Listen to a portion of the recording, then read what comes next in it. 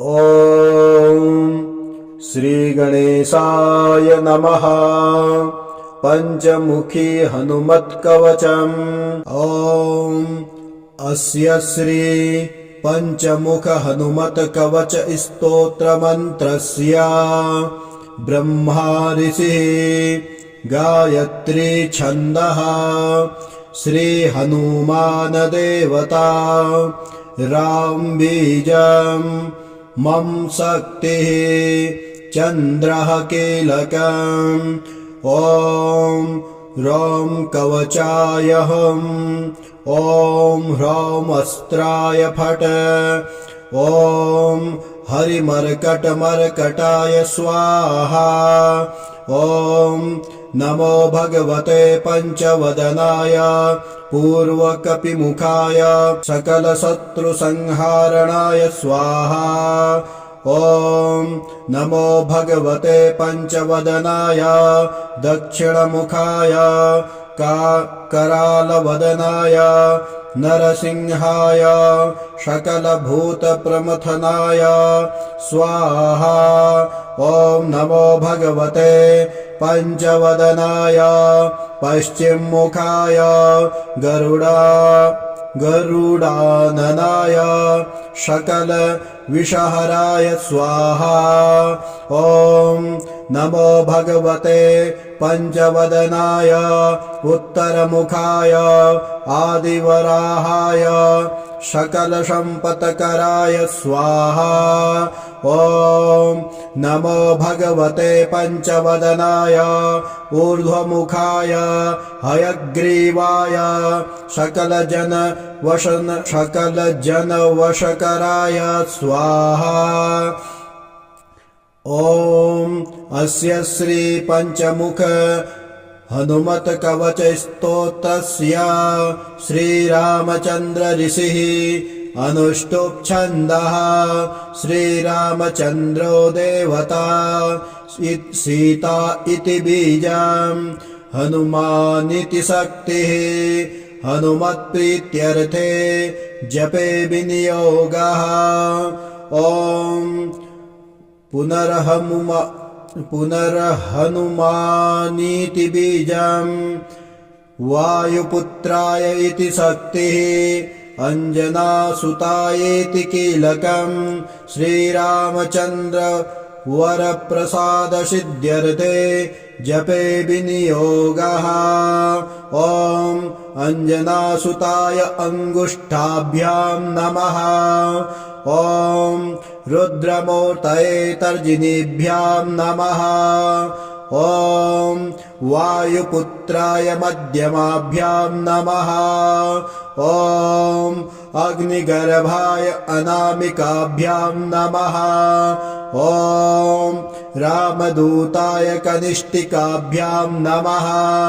ॐ शीताशोकनिवारणाय करतलकरपिष्टाभ्यां नमः। ॐ आञ्जनासुताय हृदयाय नमः। ॐ रुद्रमूर्तये शीर्षे स्वाहा। ॐ वायुपुत्राय शिखायै वषट्। ॐ अग्निगर्भाय कवचाय हं ॐ रामदूताय नेत्रत्राय वषट्।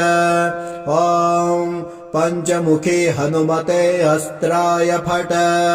ॐ पञ्चमुखी हनुमते स्वाहा इति दिग्बन्धः ध्यानम् वन्दे वानर नारसिंह खड्गरा क्रोडास्ववक्त्राम्बितम् दिव्यालङ्करणं त्रिपञ्चनयनं देदीप्यमानं रुचा हस्ताब्जैरशिखेटपुस्तकसुधा कुम्भाङ्कुशाद्रिं हलम् खड्वाङ्गं फणिभूरुहं दशभुजं सर्वारिवीरापहम् श्रीरामदूताय आञ्जनेयाय वायुपुत्राय महाबलाय सीताशोकनिवारणाय महाबल प्रचण्डाय लङ्कापुरी दहनाय फाल्गुनसखाय कोलाहल सकल ब्रह्माण्ड विश्वरूपाय सप्तसमुद्रान्तरालङ्घिताय पिङ्गलनयनाय मितिविक्रमाय सूर्य बिम्बफलसेवाधिष्ठापराक्रमाय सञ्जीवनाय अङ्गदललक्षण महाकपिसैन्यप्राणदात्रे दशग्रीव विध्वंसनाय रामेष्ठाय सीतासहित रामचन्द्रवरप्रसादाय षड्प्रयोग गमन पञ्चमुख हनुमत मंत्र जपे विनियोगः। ॐ हरिमर्कटाय स्वाहा। ॐ हरिमर्कटाय वं वं वं वं वं वसट स्वाहा। ॐ हरिमर्कटाय फं फं फं फं फं फट स्वाहा। ॐ हरिमर्कटाय खं खं खं खं खं मारणाय स्वाहा। ॐ हरिमर्कटाय ठं ठं ठं ठं ठं स्तंभाय स्वाहा। ॐ हरिमर्कटाय डम डम डम डम डम आकर्षणाय सकल संपत्कराय पंचमुखी वीर हनुमते स्वाहा। ॐ ढम डम डम ढम डम कूर्ममूर्तये पंचमुखी हनुमते परतंत्रोच्चाटनाय स्वाहा। ॐ कं खं गं घं ङं चं छं जं झं यं टं ठं डं ढं लं तं थं धं धं नं पं फं भं भं मं यं रं लं वं शं शं शं हं छः स्वाहा इति बीजम्। ॐ पूर्वकपिमुखाय पंचमुखी हनुमते ठं ठं ठं ठं ठं सकल शत्रु संहारणाय स्वाहा। ॐ दक्षिणमुखाय पंचमुखी हनुमते करालवदनाय नरसिंहाय राम राम राम राम राम सकल भूत प्रेत दमनाय स्वाहा। ॐ पंचमुखाय गरुडासनाय पंचमुखी वीर हनुमते मं मं मं मं मं सकल विषहराय स्वाहा। ॐ उत्तरमुखे आदिवराहाय लं लं लं लं लं नृसिंहाय नीलकंठाय पंचमुखी हनुमते स्वाहा।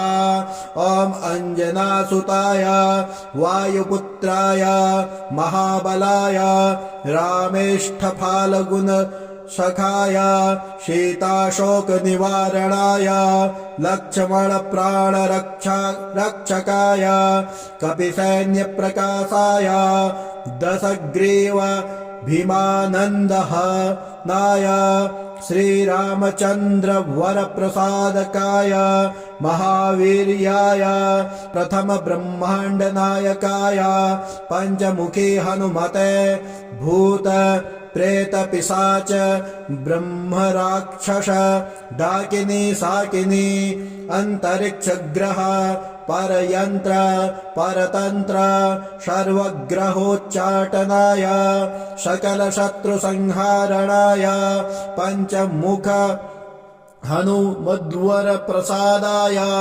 सर्वरक्षकाय जम जम जम जम स्वाहा। पठित्वेदं तु कवचं महान्तं कवचं पठेत् एकवारं पठे नित्यं सर्वशत्रुनिवारणं द्विवारं तु पठे नित्यं पुत्रपौत्र प्रवर्धनं त्रिवारं पठते नित्यं सर्वसम्पत्करं परं चतुर्वारं पठे नित्यं सर्वमर्त्यशङ्करं पञ्चवारं पठे नित्यं सर्वरोगनिवारणं षड्वारं तु पठे नित्यं सर्वदेववशीकरं सप्तवारं पठे नित्यं सर्वकामार्थसिद्धिदम् अष्टवारं पठे नित्यं सर्वसौभाग्यदायकम् नववारं पठे नित्यं सर्वैश्वर्यप्रसादकम् दशवारं पठे नित्यं त्रैलोक्यज्ञानदर्शनम् एकादशं पठे नित्यं सर्वसिद्धि लभेन्नरः कवचं स्मृतिमात्रेण महालक्ष्मी फलप्रदम् तस्मात् च प्रयता भाव्यं कार्यं हनुमतः प्रियम्।